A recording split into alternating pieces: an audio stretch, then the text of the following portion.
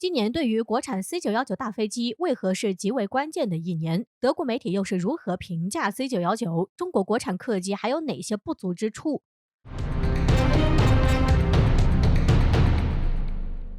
中国商飞的 C919客机算得上近年来中国制造的一大代表，并且备受国际关注。随着这架客机离交付的日子越来越近，C919也迎来考验。而国外又是否看好 C919呢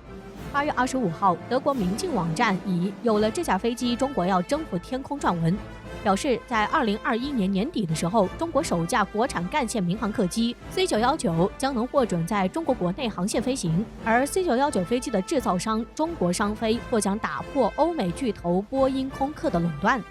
据获悉，中国开发 C919客机历经13年，投资数十亿欧元。按照计划 ，C919客机将在今年开始交付。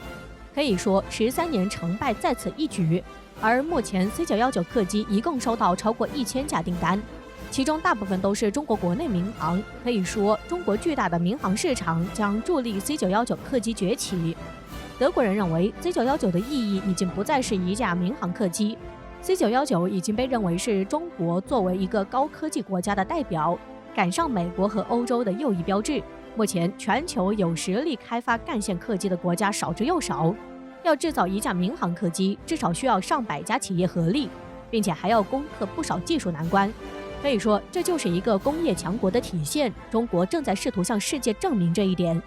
另外，中国要制造 C919，也是在向世界发声。中国不想再作为单纯的世界工作台，而是希望能够独立研发和生产高度复杂的工业科技产品。长期以来，中国企业作为欧美国家的代工厂，承接大量低端产业。中国虽然生产了大量工业品，但也只是得到了一个世界工厂的名号。随着中国开始进行产业升级，中国制造2025计划主打的核心便是国产高端装备，因此进军民航业是迟早的事情。不过，德媒在最后也提到，C919在轻量化结构、油耗、噪音、安全性、舒适性、航程等关键领域仍没有突破外界的期望值，这使得这架飞机是否真的合适成为一个享有盛誉的角色还有待观察。毕竟 C919是中国首次尝试研制干线民航客机，不可能说靠着一款产品就能赶上欧美100年的技术积累，而且不确定因素还有很多，究竟如何还得看交付之后的反馈。有意思的是，德媒的这篇报道也引来德国网友的热议，其中不乏有德国网友给予 C919正面肯定。有网友表示，当波音与空客以为定义了航空，正在用高价格与低质量来垄断市场的时候，中国商飞打破了这样的情况。C919是一款出色的商用飞机，如今就连欧洲也在买。德国网友提到，欧洲也买了 C919，是指爱尔兰瑞安航空公司在2011年的时候提出考虑从中国商飞购买200架 C919客机。2009年的时候，瑞安航空与美国波音在200架客机采购问题上出现分歧。而2年后，瑞安航空宣布与中国商飞在飞机大小、形状等设计元素上展开合作。也就是同年，瑞安航空传出要采购 C919客机的消息。去年，在 C919客机陷入美国断供发动机风波的时候，瑞安航空 CEO 迈克尔·奥利里发声力挺 C919，表示所有航空公司和客户都需要看到取代麦道公司的第3家制造商出现。中企的出现是非常受欢迎的。麦道公司是过去的航空巨头，如今已经被波音给并购了。而瑞安航空 CEO 的这一番发声，无疑传递出一个信息：该公司采购 C919的传闻并非空穴来风。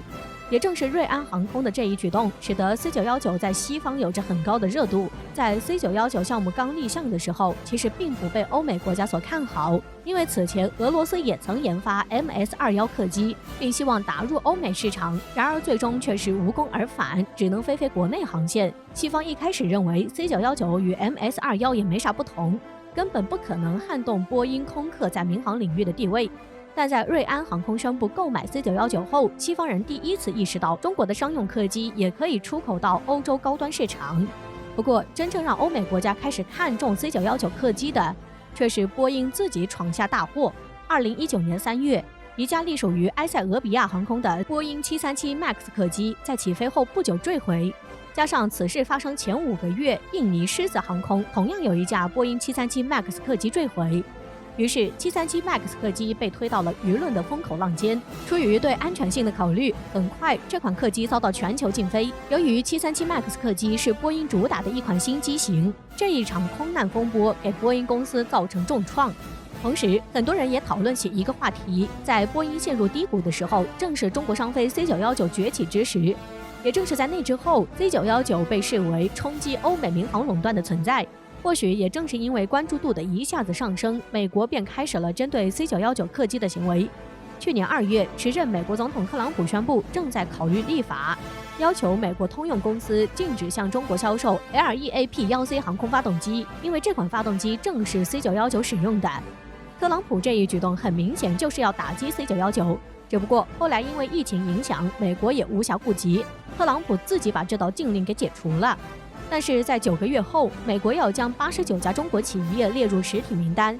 以这些企业与中国军方有合作、威胁美国安全为名进行制裁，其中就包括 C919 制造商中国商飞公司。不久前又传出，在完成试飞后 ，C919 受到美国联邦航空管理局的刁难，一直拖延不给发适航证，这意味着 C919 客机将无法进入北美市场。种种迹象表明，美国人真的慌了。不过，对于 C919 客机，一些人倒是经常拿国产化程度不够来进行抨击。